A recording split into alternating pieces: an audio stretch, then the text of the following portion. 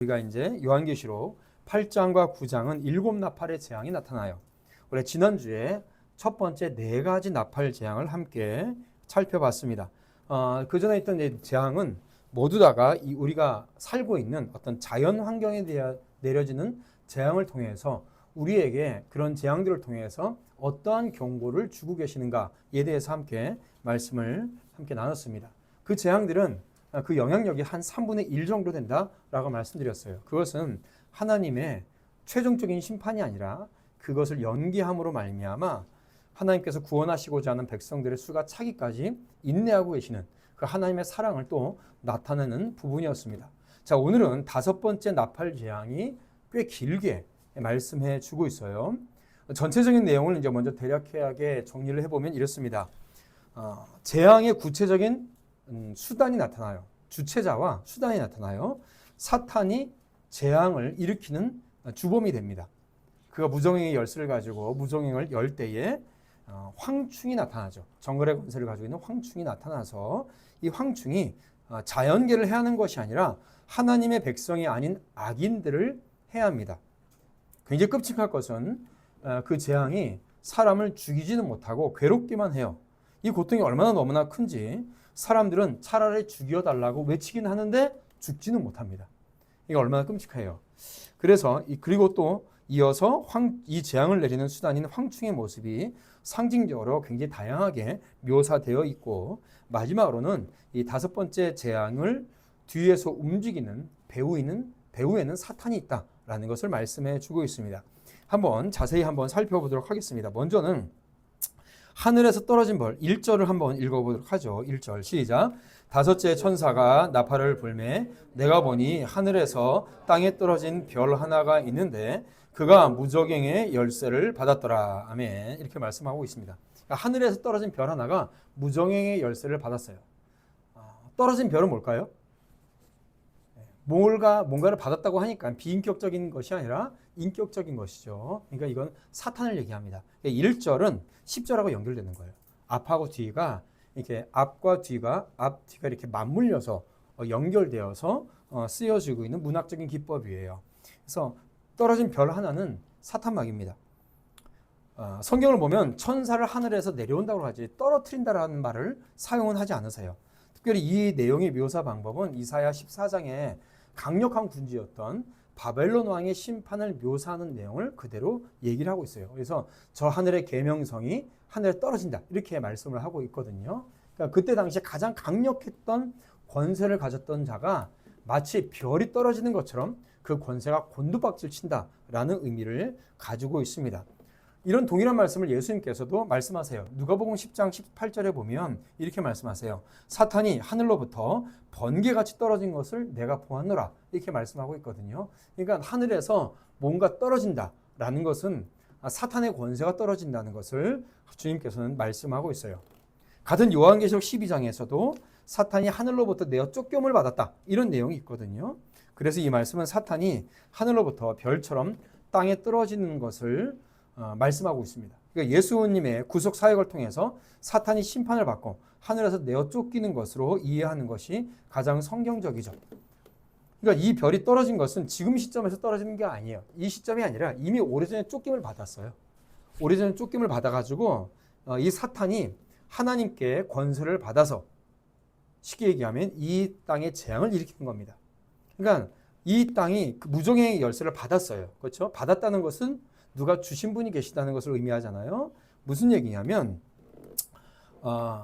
하나님께서 이 사탄 마귀가 이 땅에 재앙을 일으키는 것도 뭐예요? 하나님의 통제와 통치권 안에 있다는 것을 말씀하고 있는 겁니다.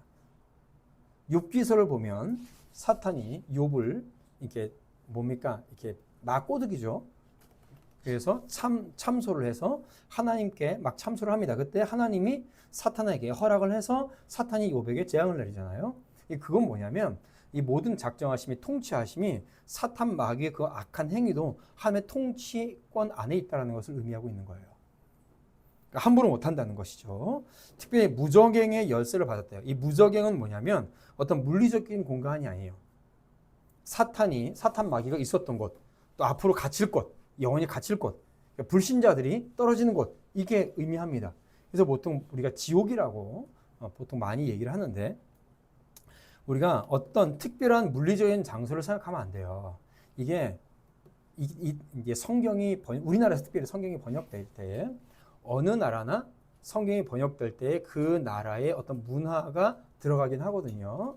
그래서 예를 들어서 천국, 지옥, 천당, 지옥 이러는 개념은 어디에서 등장했던 개념이냐면 불교에 있던 용어가 그대로 쓰여진 경우가 많아요. 그래서 지옥이라고 그러면 우리가 뭘 생각합니까? 저기 그 땅속 안에 땅속 안에서 그래서 막 불이 타요. 막 사람이 죽어 넘쳐요. 그러니까 사람이 상상할 수 있는 어떤 기법을 통해서 하나님께서 이렇게 우리가 이해할 수 있도록 써 있는 거지 어떤 특별한 장소가 아니에요. 물리적인 장소가 아니에요.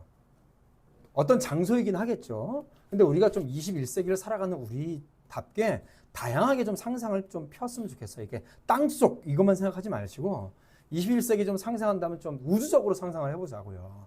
우주에 있는 어떤 블랙홀. 블랙홀 안에 가둔다. 더 힘들 것 같아. 땅속보다 블랙홀이 더 힘들 것 같아. 최대한 여러분들이 생각하기 가장 극심한 곳. 그렇게 생각하시면 돼요. 예. 블랙홀에 갇혀버렸으면 좋겠어요. 이렇게 원수들이. 다시는 이렇게 눈에 띄지 않게. 예, 제가 그냥 상상하는 겁니다. 그래서 사탄이 무저갱의 열쇠를 받았어요. 그러니까 하나님의 통치권 안에 있는 겁니다. 그래서 무저갱의 열쇠를 열자 심판이 시작돼요.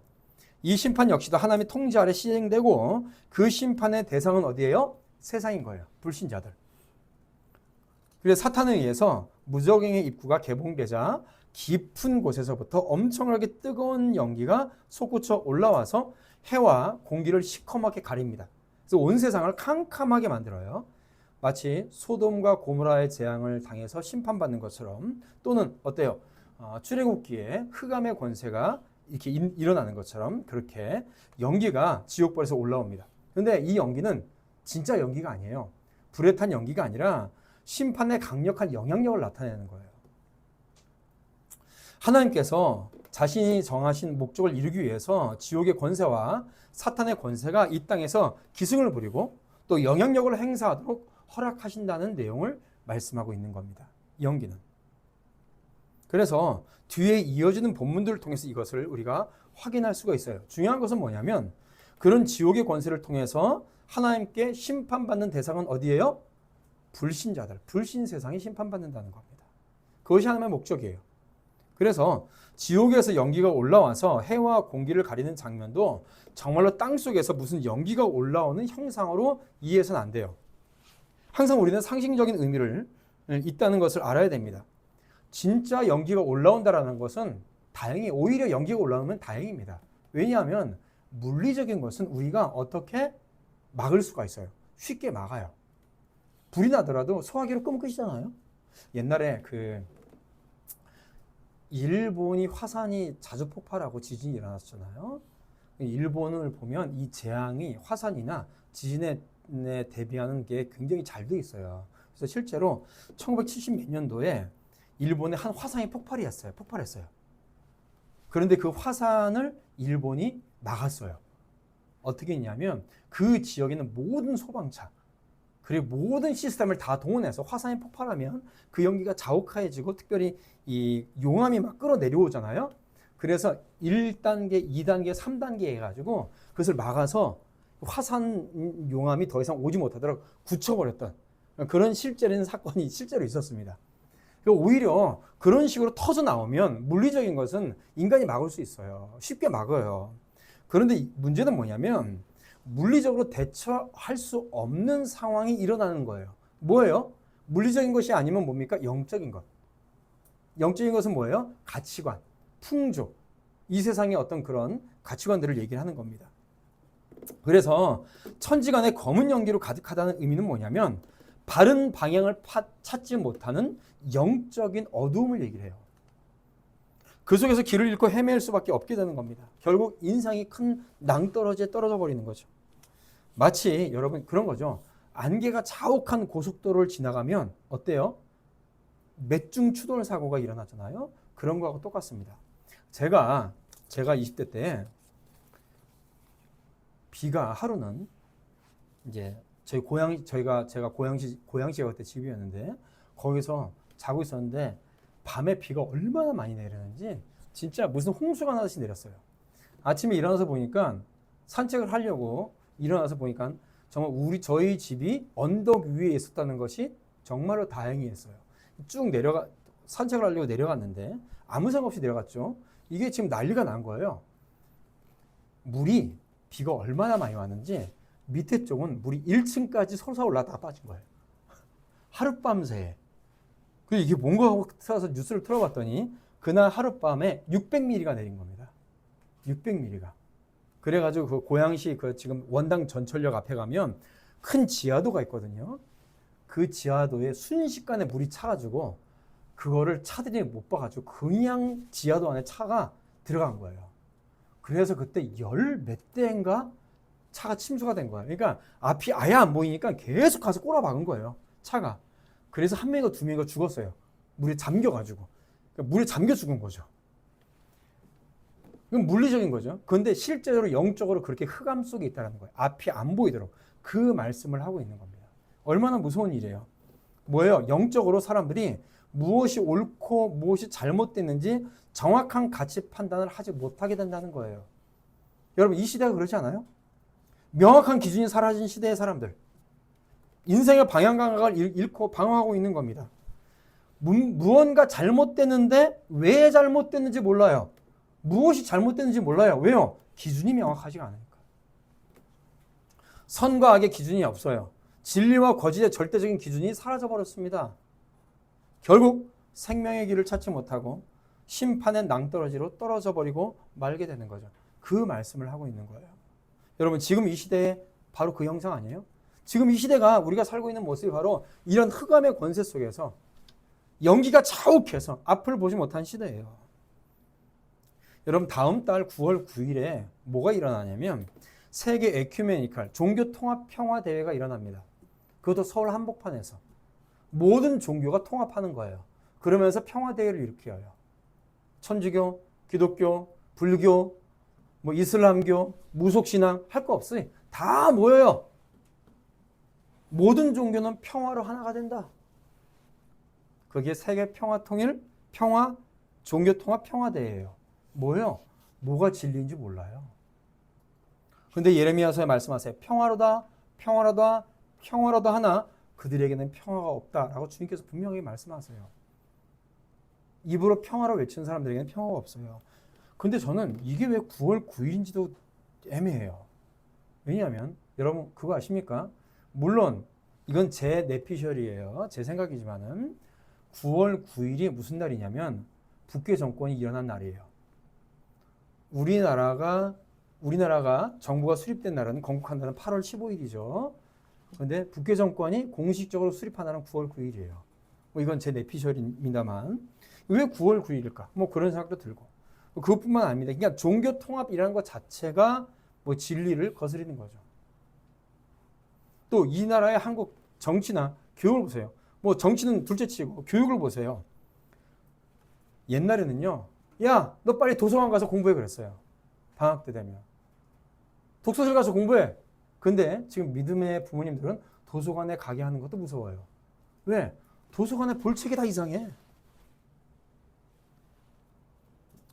이상한 책 읽을까봐 못 보내는 거야. 뭐 하나 정확하고 바른 기준, 바르게 진행되는 것이 있어요? 없어요. 기준도 없고요. 계획도 없어요. 지성적이고 올바른 방향이 아니라 감성적으로 자기 주관적인 방향으로 가게 됩니다. 이것이 심판이에요. 다른 게 심판이 아니라 이게 재앙입니다. 흑암의 재앙이에요. 그런데 이런 상황 속에서 믿음의 사람들은 어떻게 처신할까요? 오히려 이런 상황 속에서 믿음의 사람들은요, 더 명확한 주의 진리를 따라가게 돼 있어요. 그러니까 믿음의 사람들은 이 재앙에서, 이 심판에서, 이 재앙을 통해서 심판받지 않는 거예요. 왜요? 어두우니까. 흑암 속에 있으니까. 믿음의 사람들은 주의 빛을 더 명확하게 따라가고자 하는 열망이 더 커지는 겁니다. 그런데 이걸 모르는 불신자들은요, 그냥 그런가 보다 하고 가는 거예요. 이게 심판이에요. 불신자들과 이상한 신학사상에 빠져있는 사람들은 그냥 그런가 보다 하고 지옥의 문으로 걸어가고 있는 겁니다. 이게 바로 무저갱이에요. 다른 게 심판이 아니에요. 자, 그런데 자, 본격적으로 이제 여기서 다른 앞에 네 나팔과 다른 것이 뭐냐면 수단이 나와요. 이 무저갱이 열리자마자 뭐가 튀어나옵니까? 이상한 게 하나 탁 튀어나오죠. 황충이가 튀어나와요. 황충이가. 그죠? 무저갱에서 이제 연기만 올라오는 것이 아니라 연기 가운데 황충이가 올라옵니다. 황충이는 뭐냐면 메뚜기 떼를 얘기해요. 메뚜기 떼. 그럼 메뚜기가 몇 마리 정도 있으면 그냥 반찬거리예요. 혹시 여러분 메뚜기 먹어본 적 있습니까? 의외로 맛있습니다. 의외로 맛있어요. 제가 어렸을 때는 메뚜기를 잡아서 구워 먹기도 하고 튀겨 먹기도 하고 어느 순간 그것이 술안주로 나오더라고요. 그걸 또 이제 또 수입을 해. 없으니까 이게 뭔지. 그런데 몇 마리 있을 때는 그냥 간식거리예요. 근데 이게 호르몬 변화를 통해서 색과 행동이 달라져서 개체 밀도가 높아지고 군집 행동을 합니다. 그러면 그렇게 행동하는 게 뭐냐면 황충이에요. 근데 여러분 우리나라는 이게 좀 낯선 얘기인데 아프리카나 저쪽 이 중동에 가면 무시무시합니다. 그리고 이게 작지도 않아요.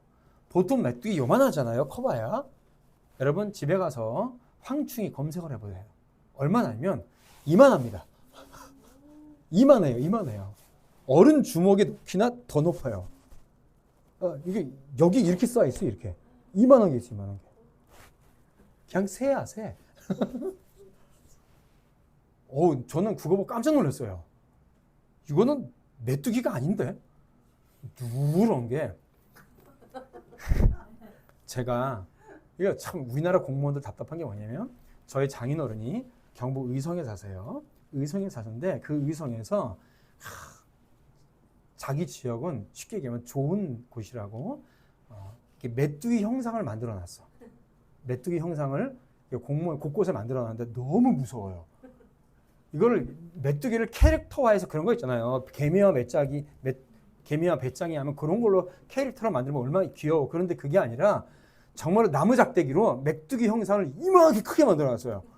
그러니까 볼 때마다 너무 무서운 거야.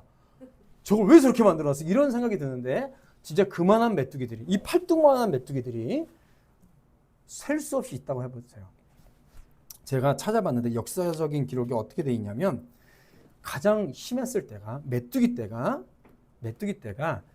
몇십만 마리가 아니라 셀 수가 없는데 상상을 해보세요. 메뚜기 떼가 높이가 30m 높이가 30m 폭이 6km 제일 심할 때 6km의 폭에 30m 높이가 이게 돌아다니는 거야. 메뚜기가. 야, 이거는 웬만한 폭탄보다 무섭지 않아요? 그러니까 살 수가 없는 거예요. 그러니까 황충이 떼가 그렇게 올라간다라는 얘기는 뭐예요? 그만큼 이 재앙이 치명적이란 거예요. 사람들이 여기서 벗어날 수가 없다는 것을 의미하고 있습니다. 중동에서는 이런 것들이 가끔 나타나니까 실제로 이런 것들을 형상화할 때는 얼마나 무섭겠어요.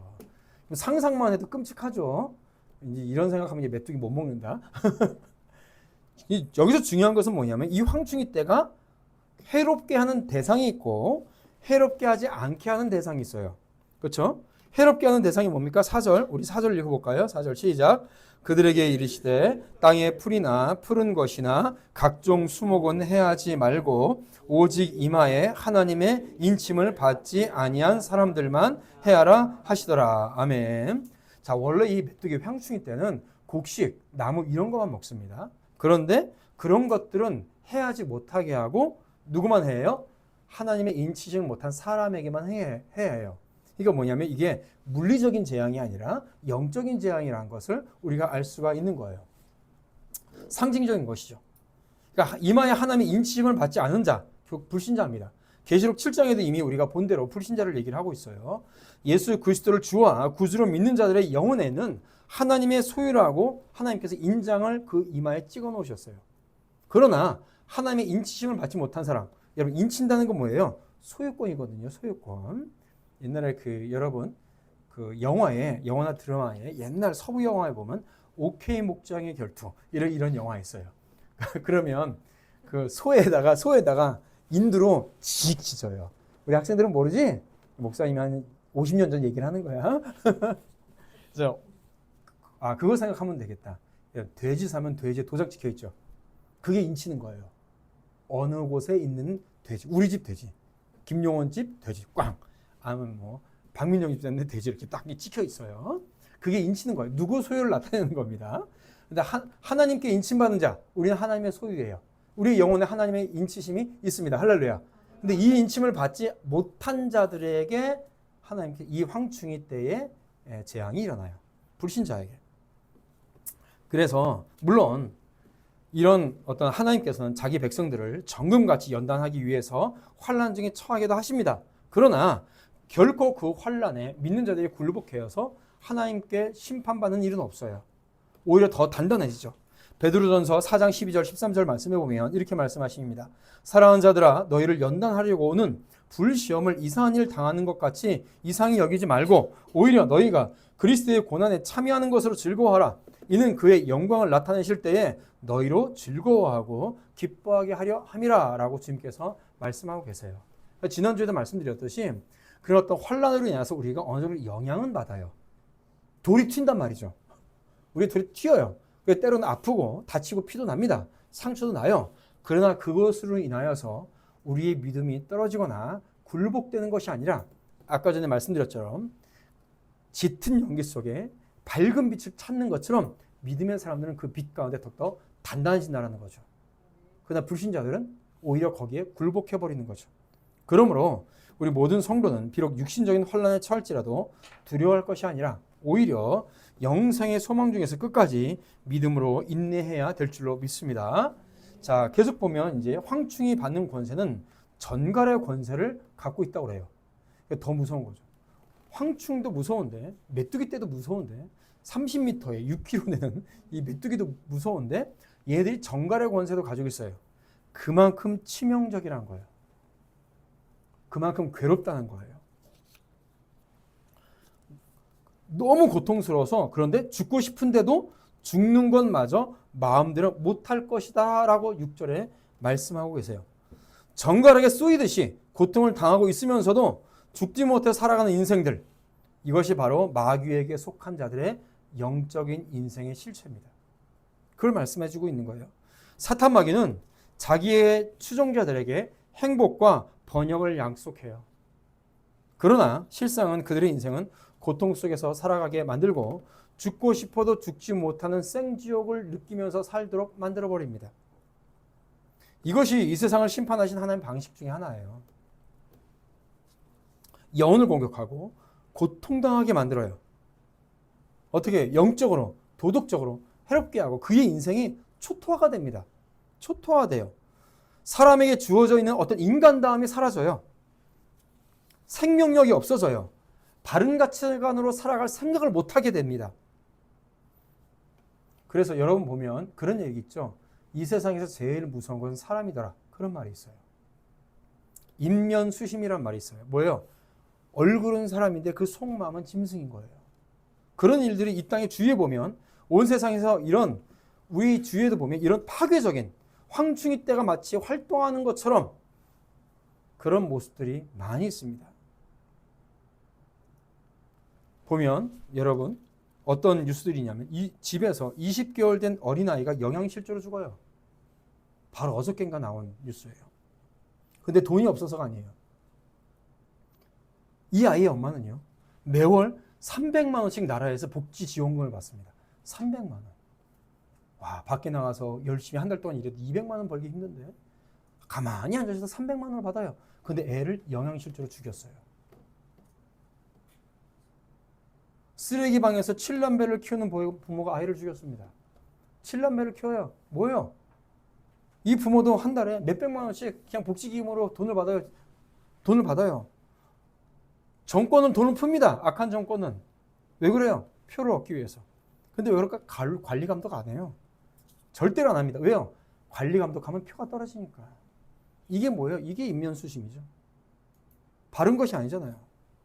정말로 정당하게 바른 것은 뭐예요? 열심히 일하고 열심히 일해서 세금을 많이 내는 사람한테 혜택을 많이 주는 게 정당한 거죠. 그렇죠? 일 안 하고 하는 사람들에게는 잠깐 도와줄 수는 있어요. 정말로 힘든 사람들한테는. 그러나 그 기한은 정해져 있어야죠. 우리가 아까 전에 기도했지만은 어떻게 국회의원 중에 30%가 전과자 기록자입니까?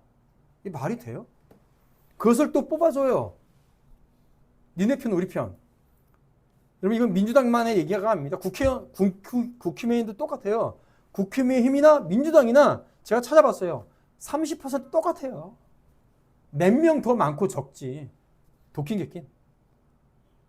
지난해나 똑같아요. 충남 보령시 의회는요. 12명 중에 11명이 전과자예요. 12명 중에 11명이 전과자예요. 기초단체장 중에. 이게 뭐예요? 우리 충청북도도 똑같습니다. 음주운전은 기본이더라고 다. 보여. 정상적인 감각을 잊어버렸잖아요. 파렴치하고 후안무치하고 자신들의 악을 정당화하고 있어요. 그런데 그게 잘못인 것인지 인식을 못해요. 이게 뭐예요? 이게 황충이 때의 습격이에요. 다른 게 아니라. 캄캄해서 아무것도 보이죠. 지금 자신의 것이 다 뜯겨먹고 황충이 때로 인해서 자신의 것이 다 뜯겨먹고 있음에도 불구하고 뜯겨먹고 있는지도 몰라요. 이게 연기가 자욱한 거죠. 자, 그건 다 차지하더라도 보세요. 우리 일상적인 삶 속에서도요. 분노가 가득한 욕설, 비인간적인 공격 행위들, 사소한 것으로 인해서 분노하는 사람들을 많이 보게 됩니다. 이 모든 것들이 사람들 안에서 마땅히 있어야 될 인간다움이 사라지고 있어요. 이게 뭐냐? 바로 정갈의 권세를 가지고 있는 황충이 때의 재앙입니다. 더럽고 피폐하게 만드는 거죠. 우리는 현대인들이 이렇게 이상하게 변화돼서 살아가는 모습을 보면서 사탄마귀와 무정행에서 올라온 황충이 때의 영향을 감지할 수 있고 우리 분별할 수 있어야 될 줄로 믿습니다. 그 믿음을 가지고 있는 사람들이에요. 이런 악한 사상을 퍼뜨리는 어떤 권세자들의 모습이 여기에 굉장히 잘 표현하고 있는 것이 뭐냐면 7절부터 11절까지의 황충이 때의 묘사가 그런 거예요. 7절부터 11절까지 황충이 때에 대해서 세밀하게 묘사하고 있는데 이게 뭐냐면 이 악한 사상과 악한 사상을 퍼뜨리는 권세자들의 모습이에요. 다시 한번 읽어볼게요. 우리 7절부터 9절까지 쭉 한번 읽어봅시다. 시작. 황충들의 모양은 전쟁을 위하여 준비한 말들 같고 그 머리에 금 같은 관 비슷한 것을 썼으며 그 얼굴은 사람의 얼굴 같고 또 여자의 머리털 같은 머리털이 있고 그 이빨은 사자의 이빨 같으며 또 철 호심경 같은 호심경이 있고 그 날개들의 소리는 병거와 많은 말들이 전쟁터로 달려 들어가는 소리 같으며. 아멘. 자, 황충 때의 특징 묘사가 구체적으로 무엇을 의미하고 있느냐? 여러 가지 얘기가 있지만은 이런 사상을 퍼뜨리는 권세자들과 그 악한 배우들의 모습들이 이렇다는 거예요. 간단하게 제가 설명을 해드릴게요. 이 세상이 돌아가는 것을 여러분 면밀히 살펴보고 귀하는 여러분들이라면 바로 많은 것들을 느끼게 될 거예요. 금방 이런 것들이구나 라는 것을 여러분들이 생각해 들 거예요. 제가 한번 말씀드려 볼게요. 황충 때의 모양이요. 전쟁을 위해서 예비하는 말들과 같아요. 그리고 관이 쓰여져 있어요. 뭐냐면 권세를 갖고 있어요. 그리고 이들은 기마병을 갖고 있습니다. 무슨 얘기냐? 전열을 가다듬고 있는 권세를 갖고 있는 기마병들의 모습을 하고 있다는 거예요. 무슨 얘기냐면 힘과 권력을 가지고 있어요. 그리고 조직적으로 움직인다는 거예요. 말이 막 흐트러져 있는 것이 아니라 전쟁을 위해서 말이 예비되어 있고요. 그리고 이 황충들은 금을 갖고 있어요. 금관을 쓰고 있어요. 권세가 있다는 얘기죠. 조직적인 힘이 있다는 얘기예요. 그 힘을 가지고 이 악한 권세를, 이 땅의 악한 사상을 흐트러뜨리는 거죠. 또 사람의 얼굴을 가지고 있다는 것은 그들의 지혜가 간교하다는 거예요. 간교한 지혜를 갖고 있어서 사람들의 마음을 움직일 수 있는 이론과 재능을 갖고 있다는 얘기예요. 이들이 그냥 움직이는 게 아닙니다. 충분한 이론이 있고요. 재능들을 가지고 있어요. 재능이 탁월해요. 그만큼 지혜가 뛰어납니다. 그래서 그런 말 있잖아요. 사기꾼일수록 머리가 좋아요. 사기꾼일수록 머리가 좋아요. 바로 그 말씀을 하고 있는 거예요. 그리고 또 사람의 얼굴이 있다는 이론과 지혜가 있어요. 이론과 재능을 갖고 있고요. 여자의 머리털을 갖고 있다는 말은 뭐냐면 사람들을 매혹시킬 수 있는 매력을 갖고 있어요. 아주 매력적이라는 거예요. 선전선동술에 능합니다. 보세요. 이들이 말하고 행동하고 보여주는 것들이 정말로 사람들이 보기에 아름답고 평화로운 세상을 만들어줄 것 같은 매력이 넘쳐요. 매력이 넘쳐. 그러니까 사람들이 다 여기 넘어가는 거예요. 그런데 정말로 무서운 건 뭐냐면 그들의 이빨이 어떤 이를 가지고 있어요? 사자의 이를 가지고 있어요. 한 번 물면 절대 놓지 않아요. 피 흘리게 하는 무서운 근성을 갖고 있습니다. 무슨 얘기냐? 한 번 이들의 지혜와 매력에 넘어가면요. 죽기 직전까지도 절대 빠져나올 수 없어요. 그 얘기를 합니다. 정치, 군사, 역사, 교육, 성경을 왜곡시키는 사상까지 이들의 지혜와 매력에 넘어가죠. 거짓을 진짜로 합니다. 거짓말을 진리처럼 들어요. 이 얘기를 하고 있어요. 사자의 이로 물려버리는 거예요. 여러분 동물의 왕국 보세요. 사자가 딱 목을 물죠? 죽을 때까지 안 놔요. 그렇게 물려버리는 거예요. 거짓말이 진짜처럼 듣고 있는 사람들. 이들은 이들의 권세가 얼마나 단단한지 철호심경으로 자신을 보호하고 있습니다. 그만큼 방어 능력이 튼튼해요. 그래서 이들은 쉽게 무너지지 않는 권세를 갖고 있는 겁니다. 이들이 갖고 있는 권세는 비록 한계가 있어요. 그러나 쉽게 무너지는 일이 없어요. 이 땅에서요. 그만큼 무서운 권력을 갖고 있다는 것을 얘기하고 있습니다. 이들의 권세가 얼마나 큰지 그들의 날개치는 소리가 마치 수많은 병거와 말들이 전쟁터에 달려가는 소리처럼 크다라고 합니다. 무슨 얘기냐? 그들이 미치는 악한 영향력이 너무나도 강력하다는 것을 얘기를 하고 있어요. 강력해요. 그래서 7절부터 9절까지의 모습을 보면서 이들의 악한 권세가 얼마나 강력한지를 보여주고 있고요. 이렇게 조직화되고 강력한 매력을 세상에 주고 그들을 그리고 사로잡혀서 마침내 정갈의 권세로 해롭게 만드는 지옥의 권세는 역사적으로 여러 가지 형태로 많이 나타나고 있습니다. 보면 보세요. 예를 들어서 2차 세계대전을 일으켰던 그런 사람들을 보세요. 히틀러 보세요. 무솔리니 보세요. 여러분 히틀러가 얼마나 말을 잘했냐면 히틀러가 한번 웅변을 하면요. 거기 있는 사람들까지도 무려 미국이나 유럽에 있는 사람들까지 하이 히틀러를 외칠 정도로 그의 웅변은 대단했어요. 매혹적이었어요. 그의 말은 매혹적이었어요. 그래서 그를 추종할 수밖에 없었어요. 근데 결국 수십만의 사람들을 죽였죠. 이 땅에 있는 많은 사상들을 보세요. 사람들을 이상하게 흘러가게 하는 사상들을 보세요. 다 매력적입니다. 매력적이에요. 여러분 한번 얘기해 볼까요? 모든 사람이 평등하게 잘 사는 세상. 매력적이죠. 매력적. 누구나 잘 사는 세상. 얼마나 매력적이에요. 그러나 인류 역사에 있어서 누구나 잘 사는 세상이 존재합니까? 존재하지 않아요. 존재하지 않는데 마치 존재하는 것처럼 얘기해요. 진짜처럼 들리게 만든다고요. 거의 획가닥 넘어가요. 얼마나 어처구니가 없습니까? 오늘날 우리는 그래서 영적으로 예민하게 분별해야 됩니다. 이렇게 편하게 살아가는 세상 속에서 우리가 이것에 감사하지 않고 오히려 스스로 생지옥의 문을 열고 있는 사람들을 봐요. 결국 그들을 스스로 나팔장 속으로 자신을 던지고 있다고 해도 과언이 아닙니다. 이 모든 것들이 지옥에서 올라온 사탄의 세력들의 영향 아래 일어나는 인생의 불행의 비참함이에요. 결국 주님께서 말씀하십니다. 1절에서 말씀하신 것처럼 11절에 이 불행과 비참함의 배후 세력은 사탄마귀입니다. 사탄마귀예요. 그들에게 왕이 있으니 무정행의 사자라. 히브리어는 그의 이름이 아바돈이요 헬라어로는 그의 이름이 아볼로온이더라. 아바돈이나 아볼로온은 똑같은 말입니다. 파괴하는 자란 뜻이에요. 파괴자란 뜻이에요. 사탄의 이 파괴적인 속성을 그대로 보여주고 있죠.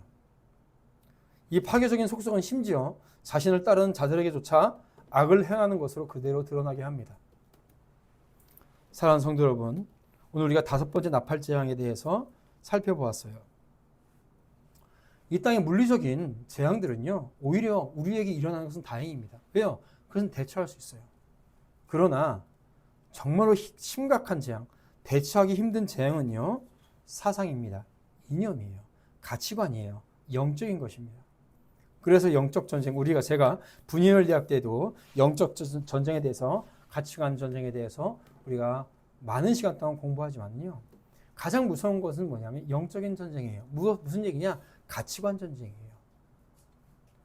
사상 전쟁이에요. 이념 전쟁. 똑같은 말이죠. 가치관, 사상, 이념 다 똑같은 얘기예요. 어떤 가치관을 갖고 살아가느냐. 하나님의 창조 질서에 맞게 거에 순응하면서 살아가는 가치관이냐, 아니면 이 창조 질서를 역행하면서 살아가는 가치관이냐. 이 시대의 가장 큰 문제죠. 그런데 무적행의 열쇠를 연 사탄은요, 하나님의 창조 질서를 역행해서 하나님께서 이 땅에 주신 축복의 방법을 역행해서 사람들에게 거기에 미혹하게 만듭니다. 그리고 그것이 참된 진리처럼 끝까지 찾아가게 만들어요. 자신의 인생이 다 뜯기는지도 모르고요. 우리가 주의해야 할 것은 뭐냐면, 우리가 믿음의 사람들이 주의해야 할 것은 뭐냐면, 오늘날 신자들도 황충의 세력권에 걸려들어서 다소 영향을 받을 수 있다는 겁니다. 혹시라도 잘못된 사상에 우리가 속아 넘어갈 수가 있어요. 많은 사람들이 그래요. 많은 믿음의 사람들이. 물론 잠깐의 시간이라도 그럴 수가 있습니다. 그리고 그들의 선전선동이나 또 악한 모습들을 보면서 잘못 분노에 휩싸여서 진리가 아니라 우리의 분노로 행할 수도 있어요. 그것도 우리가 영향력을 받을 수가 있는 겁니다. 우리가 거의 휘둘리는 거예요. 우리는 사탄 마귀의 세력이 또 어떤 존재가 살아가고 있는지를, 영향력을 가르치고 있는 것인지를 우리가 봐야 돼요. 우리는 싸움꾼이 아닙니다. 싸움꾼으로 나가는 것이 아니라 교회는요, 복음으로 나가야 돼요. 진리로 나가야 돼요. 그래야 바른 것을 행할 수가 있습니다. 물론 복음만 전한다고 이루어지는 것은 아니죠. 악한 것을 우리가 바로 잡는 그런 일도 해야 됩니다. 그러나 거기에 복음이 빠지면 아무런 소용이 없어요. 그래서 우리는 싸움꾼으로 나가는 것이 아니라 교회는 푸르는 땅, 정말로 생명의 역사가 일어나는 땅이 교회가 될 수 있도록 해줘야 돼요.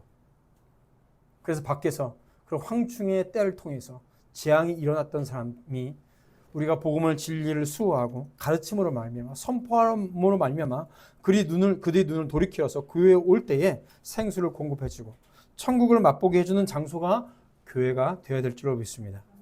참된 안식과 평안을 누리게 할 수 있는 영적인 피난처가 우리가 되어줘야 돼요. 바로 복음으로. 이를 위해서 교회는요, 다른 무엇보다도 하나님의 진리의 말씀과 기도로 충만해져야 됩니다. 이를 위해서 저와 여러분들이 부름을 받았어요. 우리가 더 열심히 전도하고 기도해야 됩니다. 우리가 더 교회가 커져야 되는 이유가 뭐예요? 이런 사역을 하기 위해서예요.